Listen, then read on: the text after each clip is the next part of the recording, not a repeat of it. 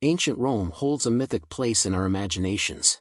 It's the land of historical epics like Ben-Hur and Gladiator, where men in golden armor ride chariots and emperors are fed grapes in reclining chairs. Real life in Rome, though, was quite a bit less glamorous. In a time before modern sanitation and medicine, getting through an average day was a difficult task and far more disgusting than you could ever imagine. In ancient Rome, pee was such big business that the government had special taxes in place just for urine sales. There were people who made their living just from collecting urine. Some would gather it at public urinals. Others went door to door with a big vat and asked people to fill it up. The ways they used it are the last ones you'd expect. For example, they'd clean their clothes and pee. Workers would fill a tub full of clothing and pee, and then one poor soul would be sent in to stomp all over the clothing to wash it out, which is nothing compared to how they clean their teeth. In some areas, people used urine as a mouthwash, which they claimed kept their teeth shining white. In fact, there's a Roman poem that survives today in which a poet mocks his clean-toothed enemy by saying, "The fact that your teeth are so polished just shows you're the more full of piss." Rome has been praised for its advances in plumbing. Their cities had public toilets and full sewage systems, something that later societies wouldn't share for centuries. That might sound like a tragic loss of an advanced technology, but as it turns out, there was a pretty good reason nobody else used Roman plumbing. The public toilets were disgusting.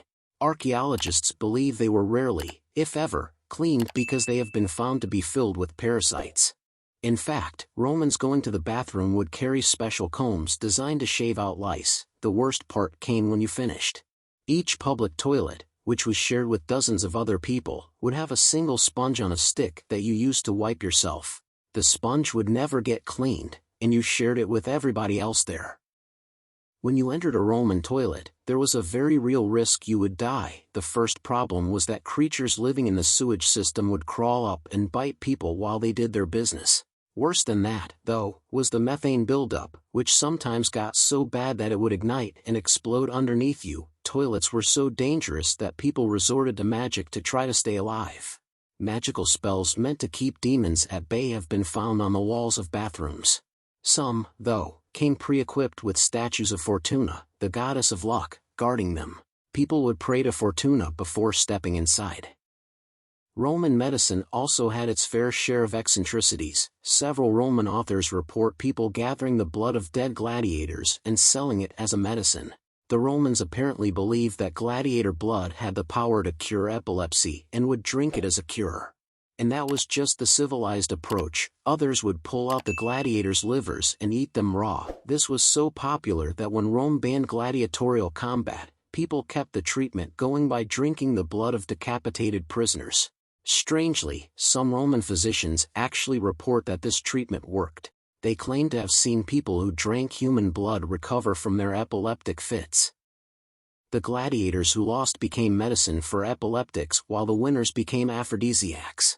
In Roman times, soap was hard to come by, so athletes cleaned themselves by covering their bodies in oil and scraping the dead skin cells off with a tool called a strigil. Usually, the dead skin cells were just discarded, but not if you were a gladiator. Their sweat and skin scrapings were put into a bottle and sold to women as an aphrodisiac. Often, this was worked into a facial cream. Women would rub the cream all over their faces, hoping the dead skin cells of a gladiator would make them irresistible to men. The volcanic eruption that buried Pompeii left it wonderfully preserved for archaeologists. When they got their first look at it, though, the archaeologists found things that were so obscene that they hid them from public view. Pompeii was filled with art that was so filthy that it was locked in a secret room for hundreds of years before anyone was allowed to look at it. The town was full of the craziest erotic artwork you'll ever see. For example, the statue of Pan sexually assaulting a goat. On top of that, the town was filled with prostitutes, which gave even the street tiles their own special little touch of obscenity. To this day, you can walk through Pompeii and see a sight Romans would enjoy every day: a penis carved into the road with the tip pointing the way to the nearest brothel. Penises were pretty popular in Rome. They didn't share our skittishness toward the male member. Instead, they displayed them proudly. Sometimes, they even wore them around their necks. It was a fairly common Roman fashion choice for boys to walk around wearing copper penises on necklaces. This was about more than looking good. According to Roman writings, these would prevent harm from coming to the people who wore them. They didn't stop there, either. Good luck penises were also drawn on dangerous places to keep travelers safe. Sharp curves and rickety bridges in Rome often had a penis drawn on them to grant good luck to every passerby. Rome holds the unique distinction of recording the first mooning in history. Flavius Josephus, a Jewish priest, wrote the first description of a mooning while describing a riot in Jerusalem during Passover. Roman soldiers were sent to stand outside of Jerusalem to keep watch in case the people revolted. They were meant to keep the peace, but one soldier did a little bit more. In Josephus's own words, the soldier lifted up the back of his garments, turned his face away, and with his bottom to them, crouched in a shameless way and released at them a foul-smelling sound where they were offering sacrifice. The Jews were furious. First, they demanded that the soldier be punished, and then they started hurling rocks at the Roman soldiers. Soon a full-on riot broke out in Jerusalem, and a gesture that would live on for thousands of years was born.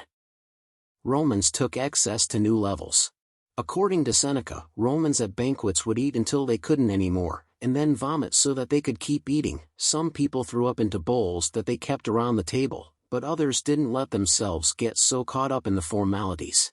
In some homes, people would just throw up right there on the floor and go back to eating. The slaves are the people you really need to feel sorry for, though. Their jobs were terrible.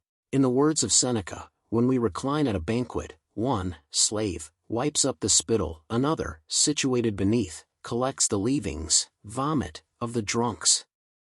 Romans didn't have band-aids, so they found another way to patch up wounds. According to Pliny the Elder, people in Rome patched up their scrapes and wounds with goat dung. Pliny wrote that the best goat dung was collected during the spring and dried, but that fresh goat dung would do the trick in an emergency. That's an attractive image, but it's hardly the worst way Romans used goat dung. Charioteers drank it for energy. They either boiled goat dung in vinegar or ground it into a powder and mixed it into their drinks.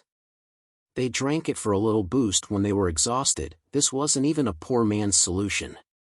According to Pliny, nobody loved to drink goat dung more than Emperor Nero himself.